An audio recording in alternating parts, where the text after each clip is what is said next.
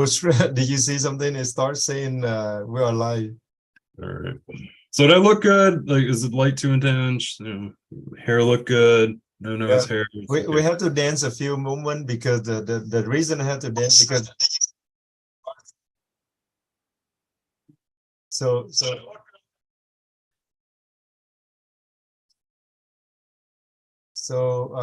we are live stream right now. Alrighty. So we wait a couple of minutes to cool our down, and we have to do some movement because the music's gonna be add on later on. So you can move your hand like this. All right. Well, it's a pleasure to be on here, Locke. Thank you for inviting me. Ladies and gentlemen, hello everyone. Welcome back to my podcast YouTube channel. I have an honor to invite one of my dear best friend, Dr. Neal, my classmate, 2003 in Pittsburgh Dental School. And I know Dr. Neal or Alan for so long. It's been 22 years, more actually 24 years, or 26 years. Yeah. 26 years we know each other, Alan. Yeah. And you know, at the day one, since I met you day one in dental school, we somehow have a good bonding together and have a lot of fun with school, study together, and seeing each of us how we grow our family. And it's nice to be on the podcast together and talk about our journey in school and how we are, who we are right now. So Alan, welcome to the podcast. Well, thank you. I mean, this is huge. It's a huge honor to be speaking with you. And we've known each other a long time. And yeah, I would just say with Dr. Huynh that he really helped me do well in school. You know, we used to get together, you know, we'd kind of like, we'd study independently, like at the medical school library. And then we like right before the test, we'd get together and like we would give each other quizzes. They were the most ridiculous quizzes ever. They'd be like multiple choice. And you know, Locke really pushed me, and I think we pushed each other in a good way. We help each other. So it's amazing. So I remember when we graduated, I still have a picture that you and me were standing behind with a gun like that, like a picture behind with the, you know, cap and gown. Yeah, that's a fun picture there. Yeah, it's and until now, you know, you have children. You have how many kids you have? Two. So a 12-year-old and an 8-year-old. Yeah. The 8-year-old's into Taekwondo and Cub Scouts, and then my oldest is more into like computer programming and 3D printing. So he's gonna invent the next iPhone or the next video game. I'm sure you are so proud, you and your wife. Yeah, I am. Of little boy. Let's talk about the journey. I remember that when my first day in school, and after a month later, we had to vote. We had to vote for somebody to be a president of the class. And you know, as soon as you were selected as the president of the class, and I got to talk to this guy. So I met you somewhere, and I go like, yeah, you know what? Let's talk. And all of a sudden, you know, the whole year passed by, and you were done with your role as the president of the class 2003. Give us a little bit background. What the reason why you had to have some motivation to lead that the class at the first year? It wasn't fun because first year is the most stressful year about the dental school, and for some reason, you know, it's so. I remember one thing, you know, you always put the agenda on your hand, and to speak on the public, you have to get things right. So you got every agenda, and your agenda is very simple, one word in every topic. I see one, two, three, one word. And it's so awesome. I'm like, I got Alan. I capture him. I know exactly what he does. So tell us a little bit of background. Why president of the class? So I think when I got there, I mean, there just seemed like at Pitt, like if you remember, there was class presidents, but then there was ASDA. There was the American Student Dental Association, and we had that really great dean of student affairs. And so, I mean, it was a culture. And I mean, I kind of saw a vacuum. I saw like there needed to be, there was a lot of good examples of good leaders at our school. And I thought I could do it. I thought that I could keep focused and have fun with it. I did kind of have, you know, I hate to say it, ulterior motives, but I really wanted that position. I thought I could do well. And part of my Air Force Health Profession Scholarship, the sergeant that helped me put together my package, she was really like kind of disappointed I had so little leadership background. And so, I mean, she kind of nudged me out of the nest and said, you know, you need to be, I mean, this goes under goal setting. She set the bar really high. She was like, you need to be class president or vice president. You need to do something. And so kind of went with that and just continued with that for that year. Why did I stop doing it? I just found that I was doing a lot of the job of the deans. Like bad news, I would be the messenger and have to like get up in front of the, you know, class of 80 some odd people and deliver really, basically I was doing their job, but I wasn't getting paid for it. And I just felt like after a while, and I'm sure other politicians run into this, it's like, what am I doing? I'm just kind of this talking head. And you know, of course, someone else, I think Johanna stepped up, but I mean, we had other the class president ahead of us. I can't remember his name, but I mean, he was just a really natural leader. I've never considered myself a natural leader. I've always felt like I'm like 4 out of 5 stars. I'm always learning. I'm never, you know, but some people just walk in the room and you're like, that woman, that person is in charge. So I've always kind of had to act a little bit. And I think that is a key, you know, we were talking earlier about young dentists. I would, you know, if you're not quite confident as a leader, act. Like just, you know, take a drama class, you know, be able to, you know, speak in front of people, express yourself. Those are skills that really need to be, you need to develop. I know that your family background, your dad also Yeah. were in the military as well, right? Mhm. So your talk a little bit about your journey. You served U.S. Air Force for Yeah. 9 years as a Yeah. dentist. Mhm. And that journey, during that journey, I did kept in touch with you Mhm. throughout those 9 years, and you know, so much to learn from those years. Yeah. Share with us your journey in the Air Force. So my family background, pretty much most of my family has served in the military at some point. So going back to my grandpa in U.S. Navy, both World War II and Korea. My grandma, she was like, you know, women's naval auxiliary, wore the uniform in World War II, like most people during that generation. My dad served like a year in the Navy and during the Vietnam era, near Vietnam.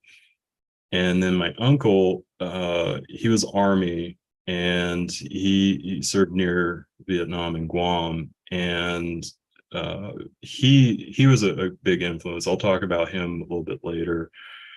And he stayed in reserves, and actually right before, like he was at 29 and a half years, they deployed him to Iraq. So and my cousin, my sister, then my dad, his civilian job was teacher and then administrator. So I really had a father figure who, I mean, he did everything from coaching to being a teacher, being a principal.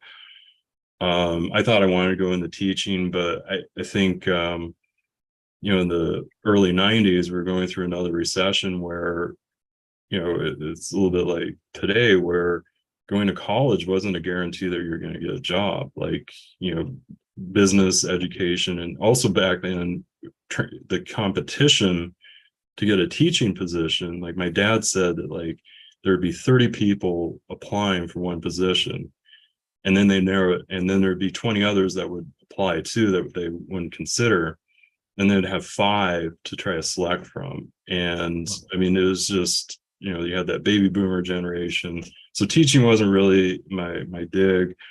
I broke a tooth and in high school, and you know, the dentist, a local dentist, took us in, new patient, did root canal, you know, post core crown. So I've had everything done as far as as a patient. You know, I've had, you know, endo, post core crown, ortho, perio surgery. So I can empathize with our patients. And but having a dad who was in the military and Army Guard, you know, he was infantry, so he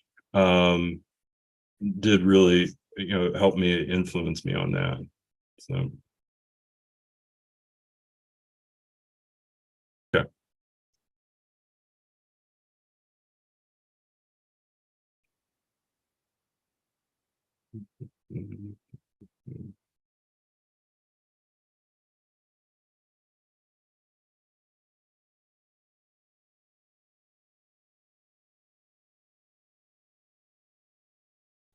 I can't hear you.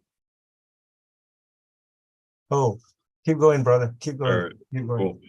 cool. So, and my dad kind of influenced me as far as the military. Like he, at one point I was thinking about doing the Army Guard too, and he's like, no, you don't want to get into a contract with one state. You know what you want to do, you know, just hold out for the health professions.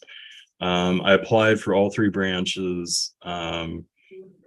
Navy, I got kind of late. That was kind of a, you know, I didn't put as much effort for, but I was definitely really gunning for Army, and then the Air Force. And then I got a 2-year health profession scholarship with the Air Force. While I was in, I was commissioned as a 01, a second lieutenant. I didn't wear a uniform. My job was do good dentist, you know, learn to be a good dentist. And I was so grateful for it. They helped with housing, books, tuition. My grades went up. I was a lot less stressed. I was very grateful for that. And then we graduated, and I went off to commissioned officer school, and it's not even boot camp. Like, it's just basically 5 weeks, learn what uniforms to wear and when, who to salute and when, and a little bit about military history. And they might throw in a little sleep deprivation in there and stuff. So it's very light, but I think for me it was the first time I didn't think about dentistry. That was what was weird for me, is like 5 weeks and all I was focused on was Air Force stuff. And like I was, you know, so gung-ho afterward. Like I was kind of looking across the street and there was another school, squadron officer school, and I'm like, yeah, I should do that now, right now. And I was just but it was enjoyable. It was a fun time. You know, and I A lot of us, Alan, probably don't know. Let's say a young kid who in first year dental school, would you let's say they want to investigate or whether they want to be in Air Force, Army, Navy, and all of that. With your experience in Air Force, give us some advice, you know, for a young kid. I'm going to base this off of my 9 years. So I was in 2003 to 2012. Things may have changed a bit. You know, at that time, you have to realize we were engaged in Afghanistan and then Iraq. You know, I remember actually one of our classmates graduated a couple years ahead of us. He was in the Army like 4 years, and I think he deployed to Afghanistan, Iraq, and then spent 2 years in Colombia. And I can't remember the gentleman's name, but you know, I'm sure he would have a much more interesting story. I think with I'll start with Air Force because I know that the best is I feel like as an Air Force dentist, they want you to be a good GP, like a well-rounded GP that, if you in a pinch, you could do an endo, you can work independently and, you're not just filling, you're doing the right thing for the right reasons.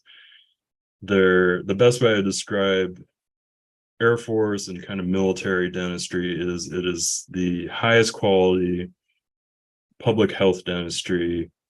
And we used to add at the end as slow as possible, but your job is to take care of military members and get them ready. So once a year they need an exam and a cleaning, and you do an exam, and you're trying to look for anything that, if they deployed somewhere in the world, that they wouldn't have an issue. No pressure. Do you have to treat any injured soldier like during the war or something like that? Do you have to treat anybody like that? Yeah, one really stands out to me was a Marine. He was one of the last patients I saw in when I was stationed in Germany.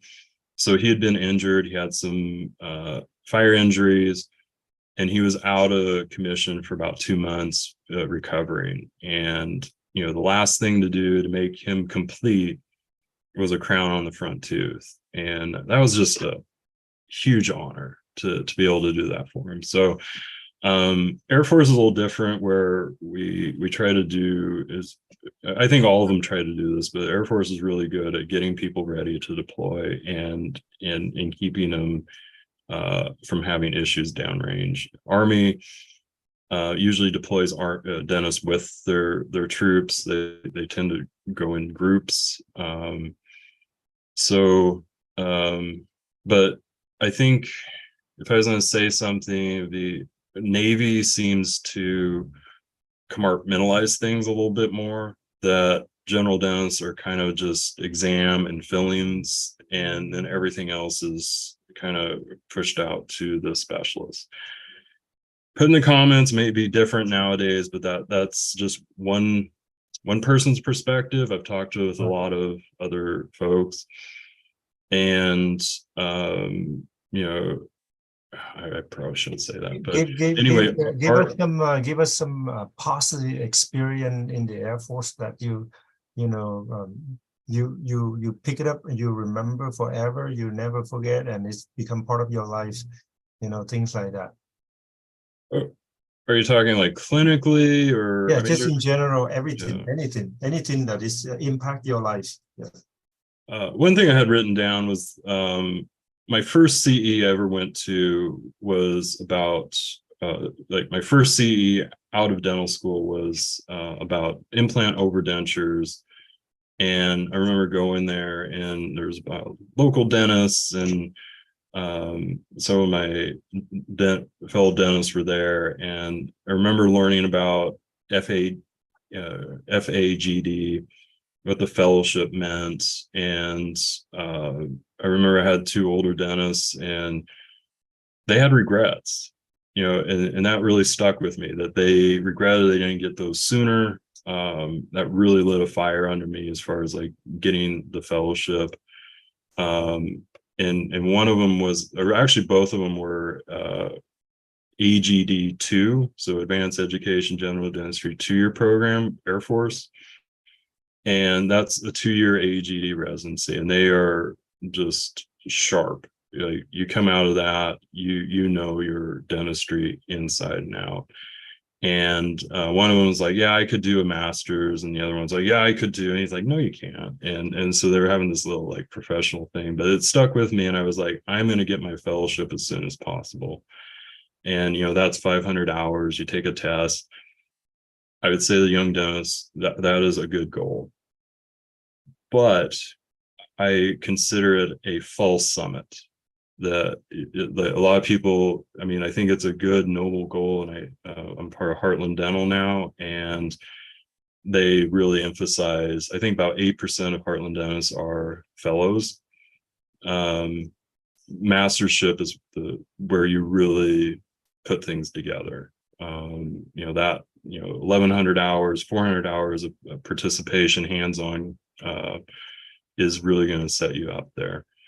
I saw good and bad leadership. I saw, you know, people just trying to promote themselves. I also had some of the best commanders out there, and, you know, really looking out for you and kind of pushing you. And, you know, there was just so many opportunities to do things.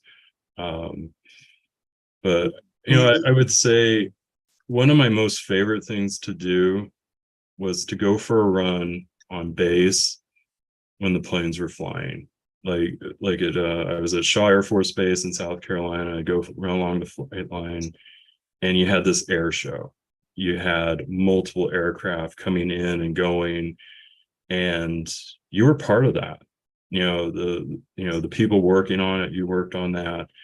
That is an awesome feeling. You know, when a plane is 100 or, you know, 200 feet above you as you're going under the glide path. Yeah, that was awesome. Talk about the your experience in Japan or Germany. You were stationed there for a while. Yeah. So I was, my first assignment was Shaw Air Force Base in South Carolina. That's a fighter base, F-16s. They're CJ model. They're what they call Wild Weasel. Wild Weasel squadrons seek out radar sites that shoot down planes. So it's a F-16 is a very versatile plane that can do a lot of things. But I think one thing I learned in the Air Force was, like, just be nice to people and ask good questions. Like, you know, and I remember everyone made a big deal about this guy coming in. He's a commander, and I was like, I don't know. And they're like, and they got the new kid, the brand new dentist is working on him.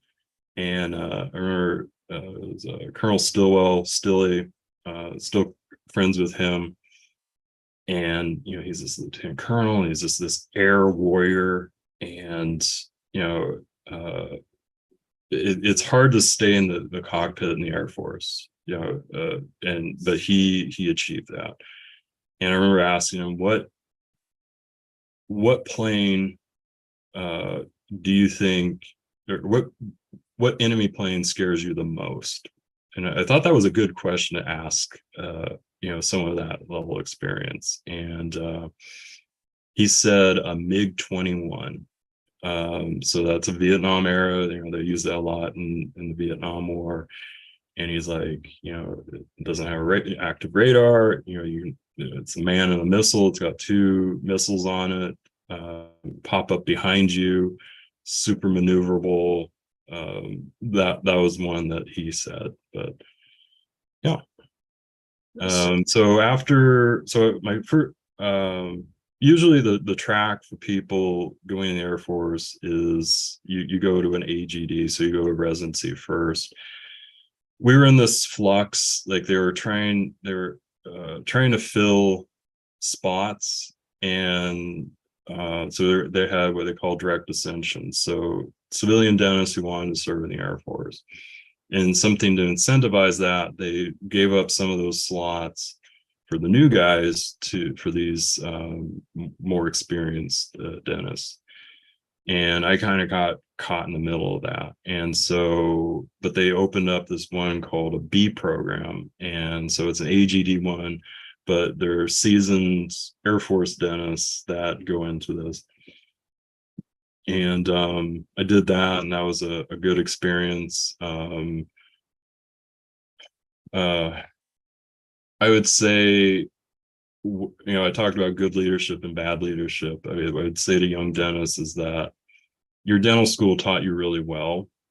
And I had a commander at the time that felt that only people that went to Air Force residency knew anything. And so, like, I kind of did a brain dump of the stuff.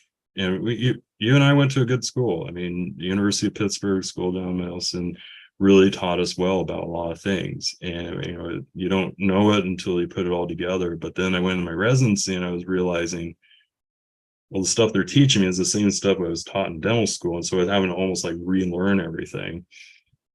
And so I went through that, and then at the end of it, my wife, or now wife, we were living together. So we moved to Louisiana. That's a B-52 base. That's a bomber base, and that was a different culture than F-16s. But the after that, I got an assignment to Japan, and so we got married and moved together, and and the rest is history. So I love Japan. That was just always had my camera. There's always something going on. We lived off base.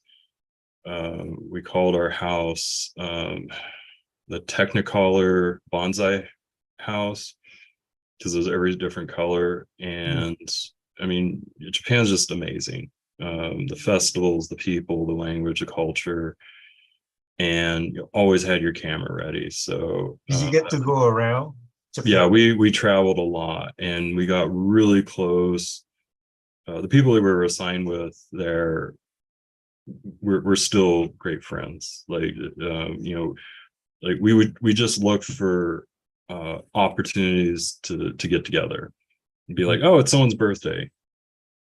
Not really, but we'll have a get together to celebrate their birthday 4 days later.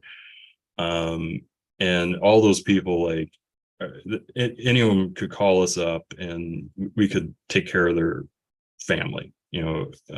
So one thing I want to ask you, because the kid that plan to apply for Air Force or a military, they might thinking like, man, 4 or 3 or 6 year or in this department is too long. I'm not sure I want to commit to that. Can you tell those kids what would you say about that?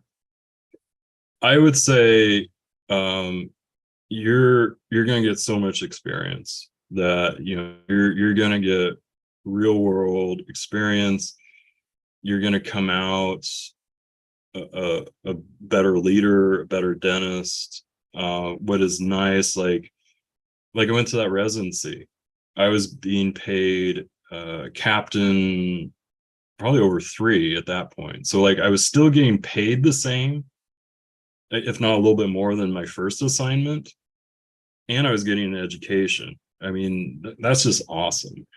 And I would say, if you're planning on, like a 4-year thing and then out, just soak up as much as you can. If someone in your clinic is doing ortho or something, learn ortho, or learn be the third molar person. Or one of my assignments, I was the TMD person. Did a lot of TMJ stuff. Feel very comfortable with that. And it's sorry, but like it's just 4 years. Like, I mean, it's just this much of your life. And talk about the people that you met in Air Force. Now you still keep in touch, and that also help a lot of connection around the world. Give us a little bit of idea of your experience with that people experience and the leadership that you haven't had a chance to explore and just give us some information. So the people I was talking about I was at Misawa, Japan, and we were really close. But if you look at the map, like here's North Korea, and we were up here.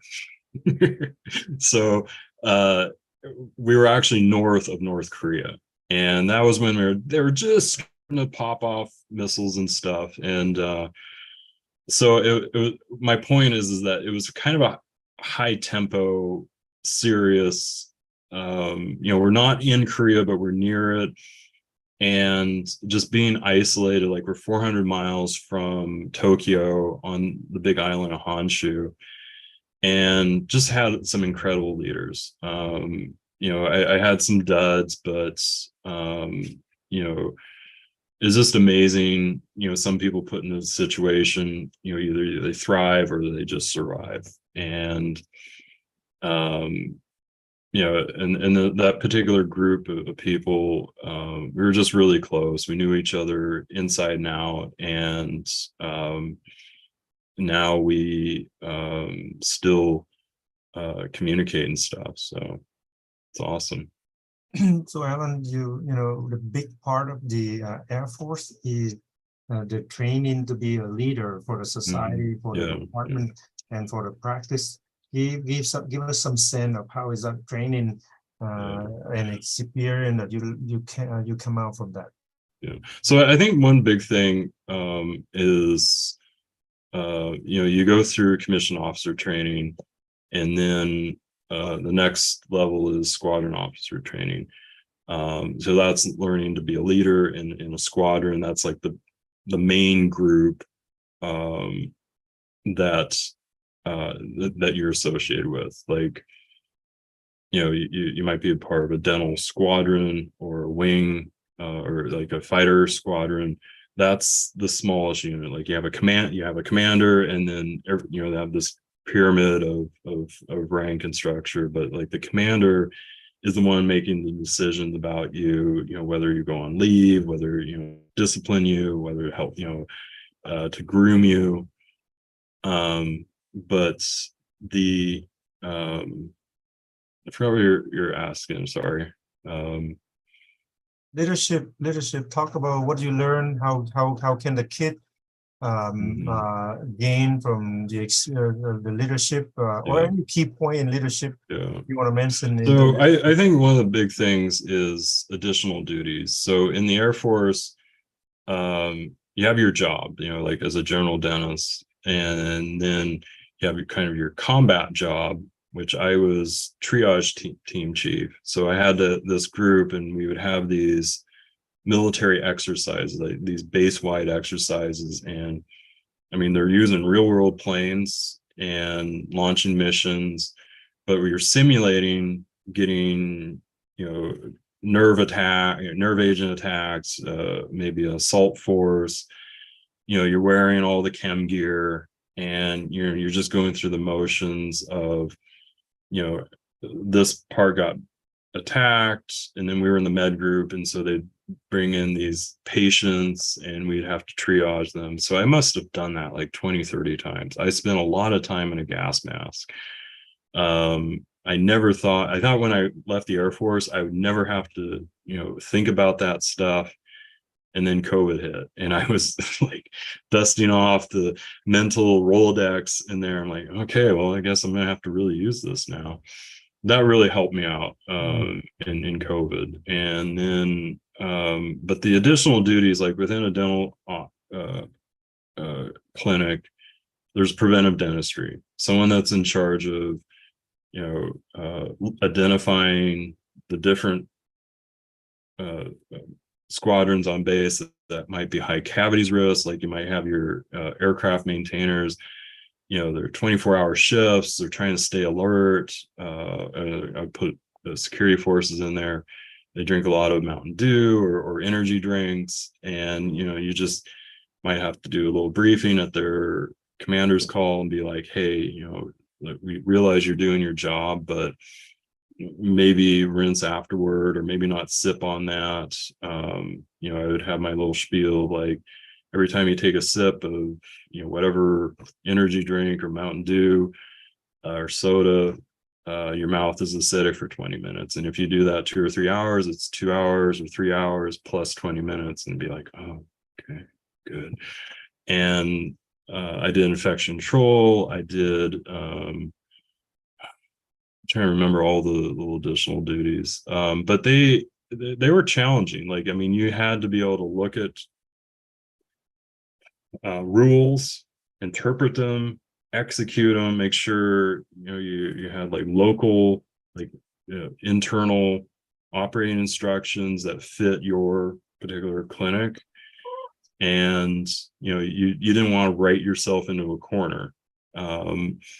So, and then we had inspections and stuff, and so that you got to see all that. And in other words, Air Force wasn't boring, but it was fun and Yeah, I mean, it was rewarding. Like I look back on, I found something I'd written for infection control, and I was like, I wrote this? Like, this is good. Like, I don't remember, like, I was like, wow, did I use that word right there? And I mean, the detail and stuff, and obviously had a little more time and things. And I thought it was fun. I mean, it wasn't always fun, and sometimes you had deadlines and stuff, but so Alan, the student or the young dentist listening, they yeah. want to know, um, in part of the leadership that you learn, how you apply for the real world in private practice or big organization. Tell us,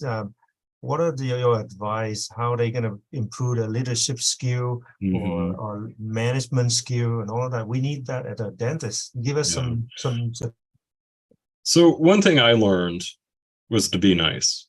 Like I think that's kind of the number one thing. It's just, how do I want to be approached about something?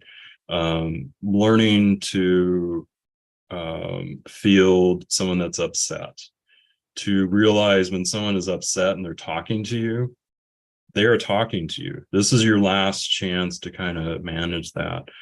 I think that being focused, being clear on your objectives. You mentioned I wrote stuff on the back of my palm. This will date me. That was my Palm Pilot. And now I would type that, I would hand that out to everybody.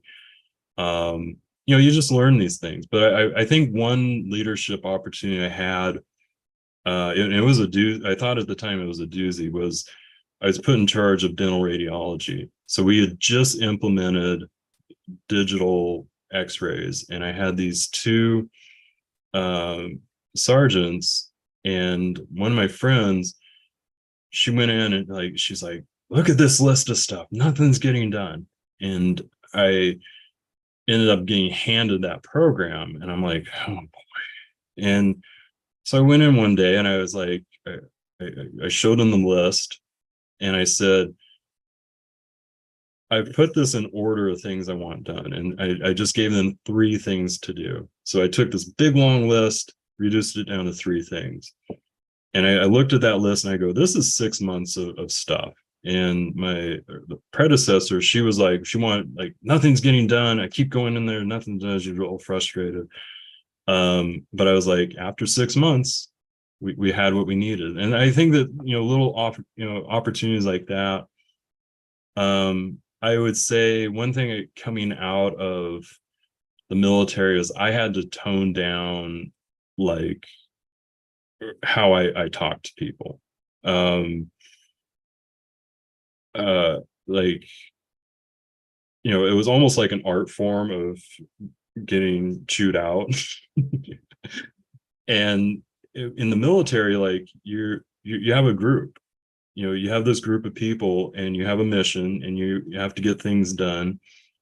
You're from all different walks of life, you're all from all different states, and you gotta figure out who's the one person that can figure this out. So one of my commanders, who's very fond of saying, is, somebody in this room has the answer. And I felt like that all the time, that every day was an opportunity to lead or follow.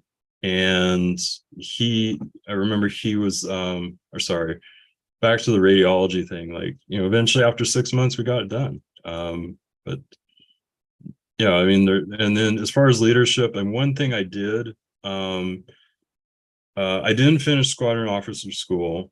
I did part of it, but then I was at this base in Misawa, and we had all these military exercises, and they had this rule, like, you were only supposed to either look at your airman's manual or some sort of professional military education. Well, Air Command Staff School is the next level of training. And basically what it teaches you is how to run an air war. Like, if we decided to go into Ukraine, I could probably still set up a pretty good air campaign to take over the airspace. it's just really good training. And there were 7 books, and I had all this time, and I would just sit there and I'd read the book, and then there was a test at the end of it. I'm very proud of that.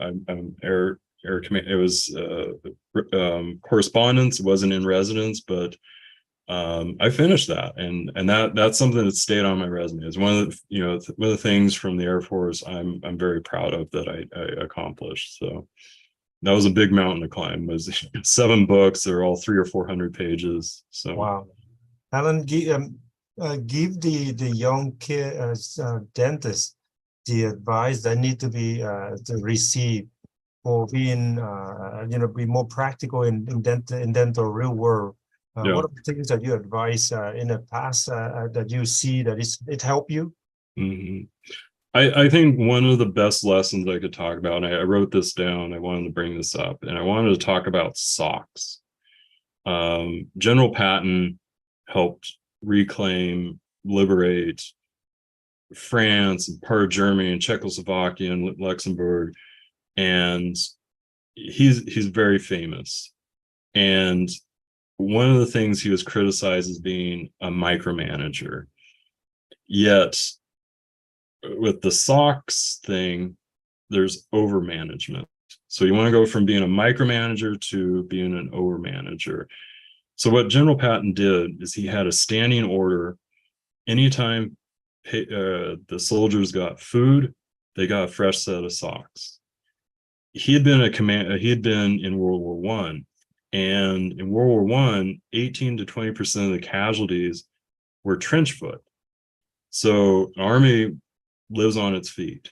And so he realized the importance of having dry feet for his soldiers was so important that he wanted to make sure everybody had dry socks. And I think that lesson, like I would just, for young dentists, or even older dentists, I would think about that over management. If you look at Disney, it's over management. Like you go to Disneyland, think about the last time you were at Disneyland. Did you see a dead plant, a smudged window, No. light bulb out? No. So that's over management. They spend money every 3 weeks. They switch out the plants. Light bulbs are changed out on a routine schedule. You see the obvious, like, the people going around picking up trash, but like these other little things you don't realize, like smudged glass.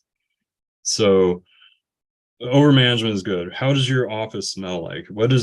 How does your front desk answer the phone?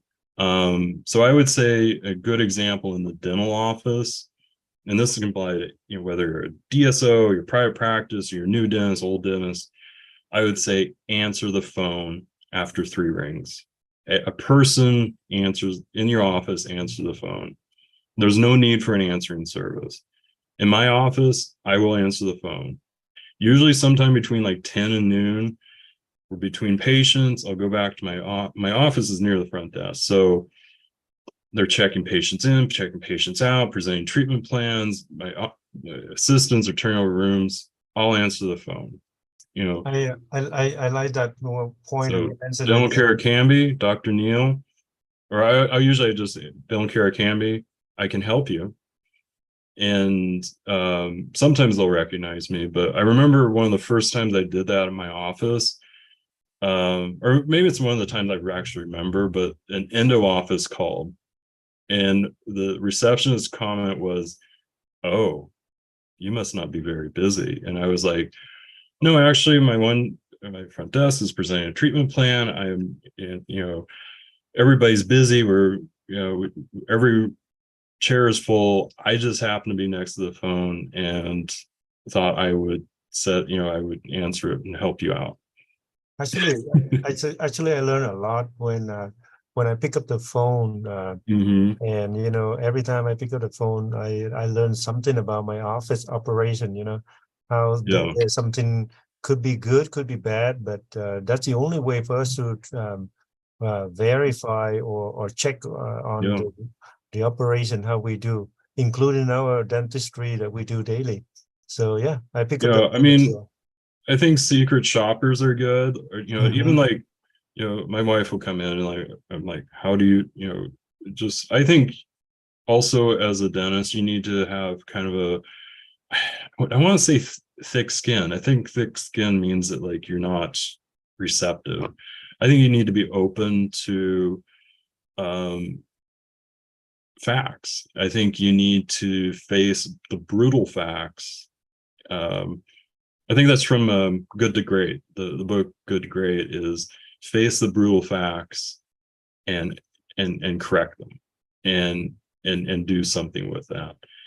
Um, so I think that one thing I love, and I don't know about you, Locke, but I love about dentistry is you're always learning. Right.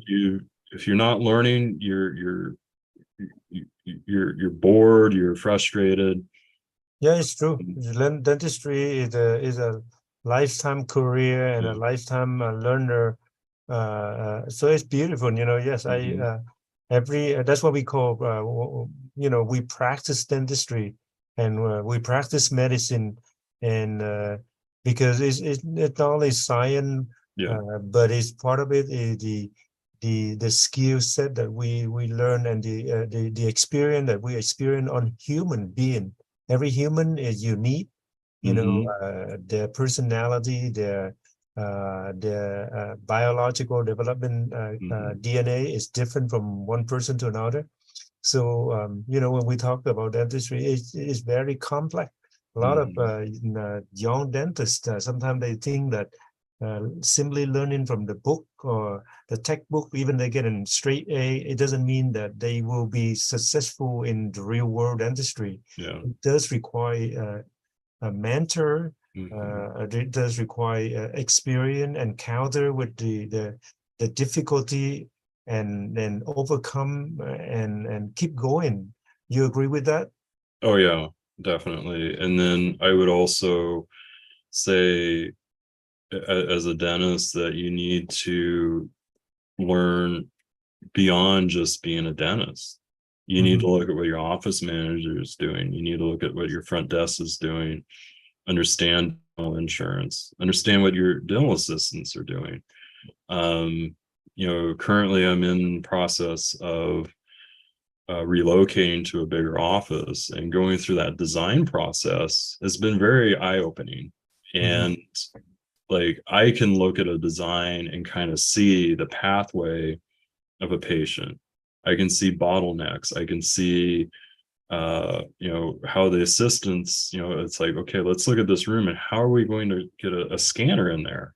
Or I want to have like fast carts, like be able to, a patient needs an endo, I want to be able to set up in less than 10 minutes. And looking and getting to know your assistants, and with your assistants I would learn their personality. And I would also, one thing we've added to our questions for interviews is, how do you feel appreciated? How would you like us to show appreciation to you? And the first couple of times we asked that, they're like, this is the first time anyone's ever asked that. And like that recently happened in my office. Like I had an assistant, and like every time I talked to her, she would kind of shy away, and she was she just presented as being very uncomfortable. And so we did this quiz, and I was like, okay, how does this person want to be presented? And the number one thing, like the only way she wanted to be appreciated, was with praise, public praise. But I was reading her wrong. And so like, because I thought that she wasn't um I thought that she was uncomfortable with it, is this that it was overwhelming emotion. And she was always very dismissive, and so it was like, man, I was just missing, I was trying to be nice, and it was, I thought that it was making her uncomfortable. And sure enough, like, you need to learn, it's a deep dive, and that's a longer conversation of figuring out people, even asking their family, like, are they the oldest kid or the middle kid, or are they the youngest kid, or are they in the middle of 7 kids? That tells you a lot. um you know someone who's older is kind of out there, and then someone who's younger, they've seen it all, and they might even be more grounded than an older sibling. So. Yeah, I mean, I don't know about you, but now after 22-year practice in dentistry, how I approach each of my patient or each of my new employees, very, very soft. Start Yeah. very soft, learn about their family background, their personality, Yeah. work with them. And of course, we are not perfect. Also, we are part of us is human, so we make mistake, and Yeah.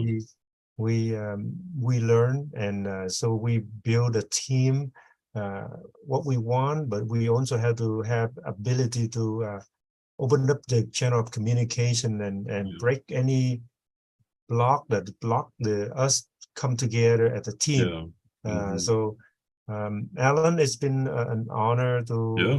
almost like 35 or 40 minutes already with you. Yeah. And Yeah. it's great. Next time we're going to go a little bit more deeper in Yeah. detail in leadership, practice management, Yeah. consulting, and Yeah. teaching, and all of that. Cool. I Do you would want, before we got on here, do you want me to go through those things? Like you said, like what would I tell to someone that's Yeah, younger? absolutely. Yeah, give the young dentist or dental student, or I have what do a they expect? list. I made a Wonderful, list. So wonderful, wonderful. number one would be leadership. Like I Mhm. would look at Jocko Willink. I would look at Simon Sinek. There's tons of YouTube, learn, like, audiobooks. I love Audible. I've probably listened to 80 some odd books on Audible.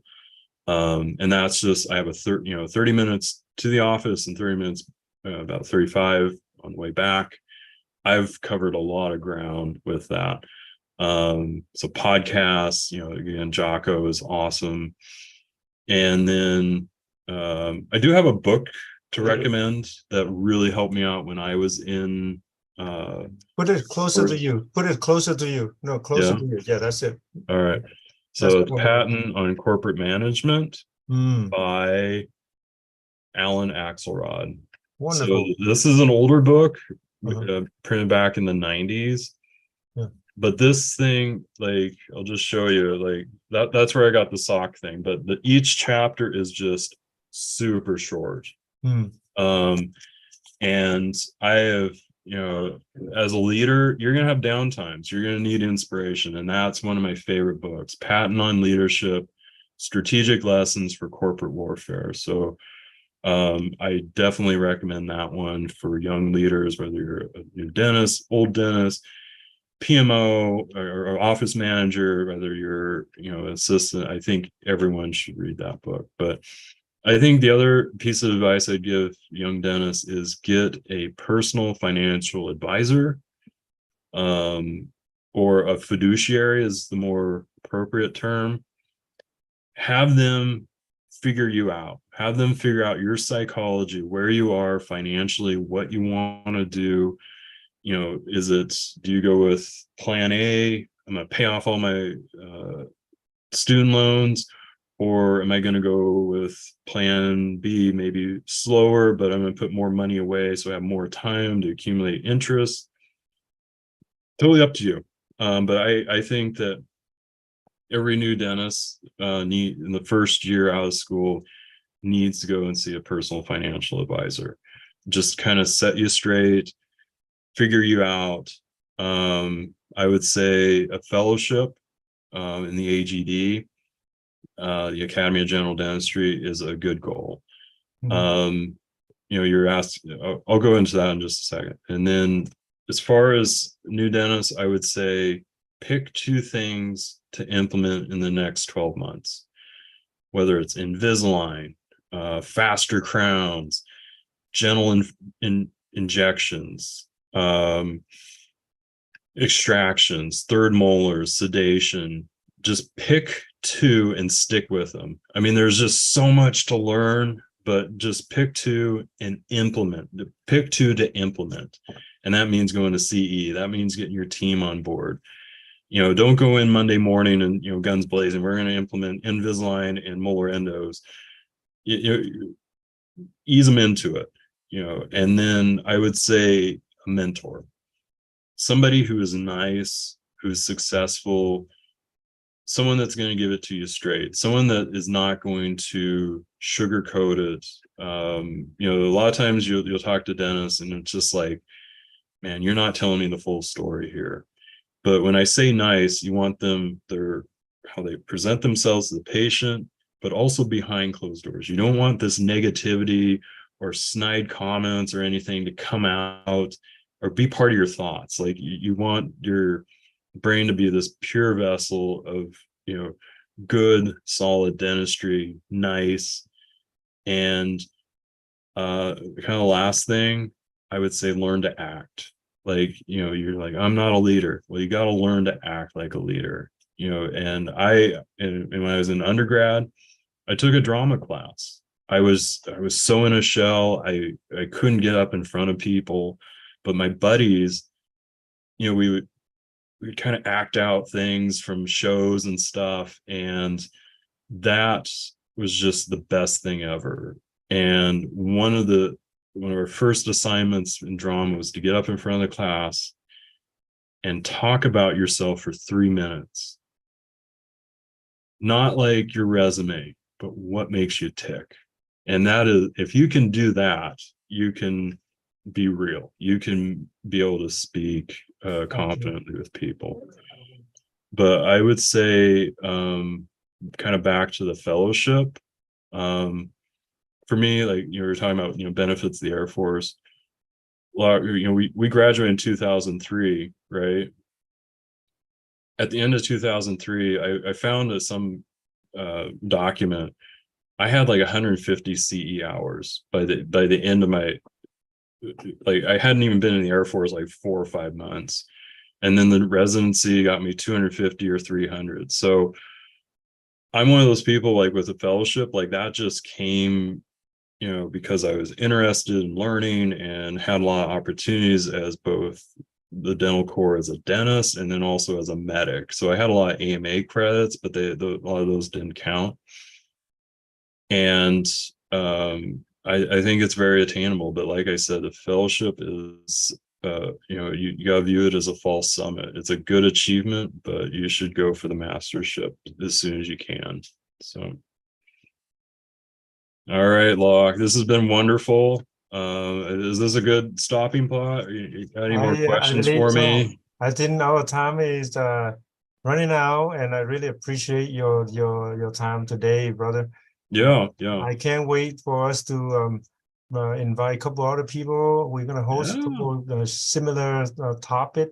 We're gonna go Mhm. deeper because Yeah, today is just a super special. Get to know Dr. Neal on the floor today, but it's an honor, Alan. I appreciate your yeah. time. I hope to have a conversation again with you on this channel. Yeah, I think it'd be interesting. I happen to know another dentist that she did Navy. I think it'd be interesting to get her perspective on things.